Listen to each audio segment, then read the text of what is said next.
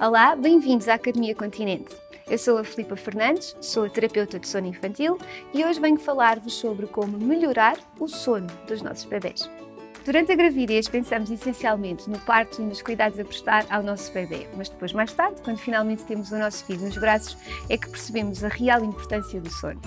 E se temos um bebê pequenino nos braços e ele não dorme bem, quase sempre culpam as cólicas e dizem-nos: descansa, vais ver que quando as cólicas passarem, o bebê passa a dormir bem.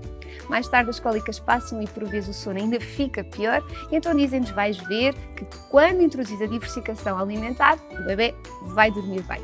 Nós esperamos pela diversificação alimentar e mesmo assim as coisas não costumam acontecer lá muito bem para o sono, e então dizem-nos: vais ver que quando começar a andar, aí sim vai ficar cansado e vai começar a dormir bem. E assim vão os pais, de expectativa em expectativa, de fase em fase, e passam-se meses, por vezes anos, à espera de que o nosso filho durma uma noite completa. Mas a falta de sono não é apenas a falta de descanso. Nas crianças pequenas, não dormir pode influenciar o seu correto neurodesenvolvimento. Um miúdo pequenito que não dorme bem pode ser muito menos tolerante à frustração, pode ser muito mais difícil de autorregular, quase sempre são mais irritados, mais cansados, têm maior dificuldade em concentrar-se, portanto afeta de facto o seu correto neurodesenvolvimento. Além disso, uma criança que não dorme bem, por exemplo, pode ter um maior risco de obesidade infantil e também um sistema imunitário mais frágil. Quanto aos pais, a falta de sono também afeta bastante.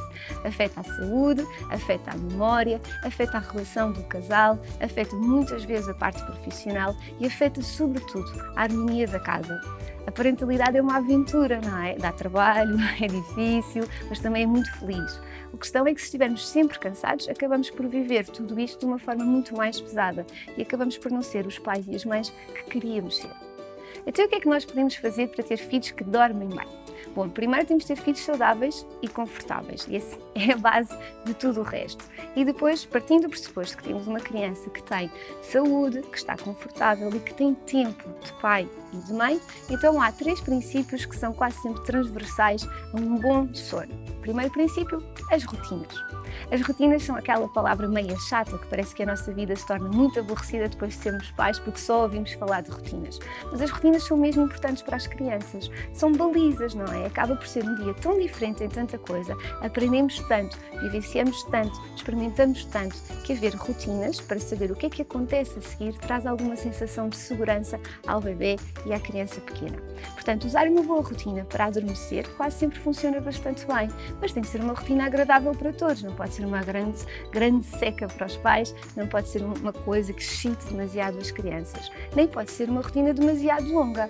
Por exemplo, o banho costuma funcionar bem como último momento do dia, um pós-banho mais calmo, tranquilo, um pai e uma mãe que metem o creme, que metem o pijaminho enquanto falam mais baixo, ou contam uma história, ou cantam uma música, quase sempre pode funcionar bem como uma boa rotina para adormecer, que é um sinal para os bebés e para as crianças de que vão dormir a seguir.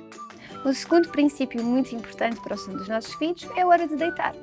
Nós temos uma hormona que funciona com o sol e que se liberta quando o sol se põe e que se chama melatonina e que nos diz: vá, é hora de ir descansar.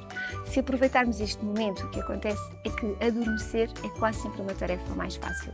É óbvio que não podemos descurar o tempo de pai e de mãe. Portanto, existe um horário ideal e o horário ideal para deitar os nossos filhos ronda ali as 8 e as 9 da noite. Mas depois existe o horário real. Portanto, se os pais chegam muito tarde e não há tempo de pai e de mãe, este horário vai ter que ser arrastado um bocadinho. Mas é importante não deixarmos que os nossos filhos fiquem muito tempo acordados, à espera de os cansarmos mesmo muito. Porque crianças demasiado cansadas vão ter muito maior dificuldade em adormecer e vão ter muito maior dificuldade em descansar bem durante a noite.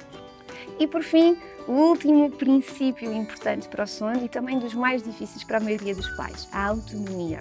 A autonomia não significa deixar um bebê adormecer sozinho num quarto fechado, no escuro, a chorar. Nada disto, as pessoas às vezes tendem um bocadinho a confundir.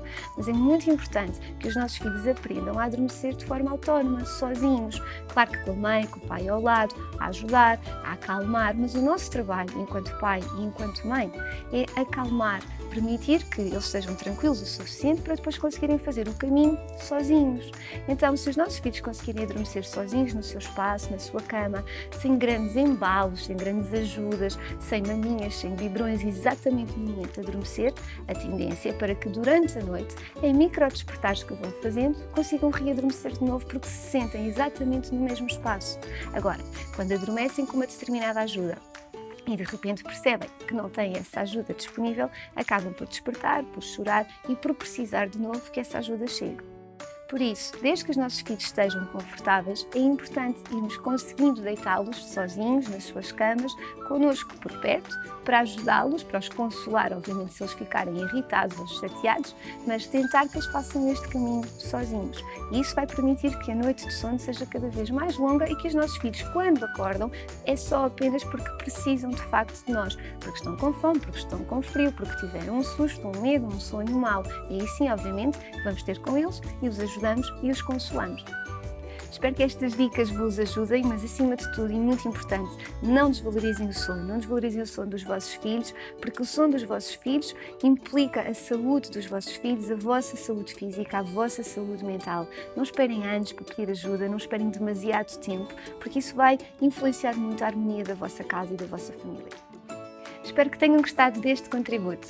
Não se esqueçam de subscrever o canal do YouTube do Continente, fazer gosto e partilhar com quem acharem que faz sentido. Um beijinho e durmam bem!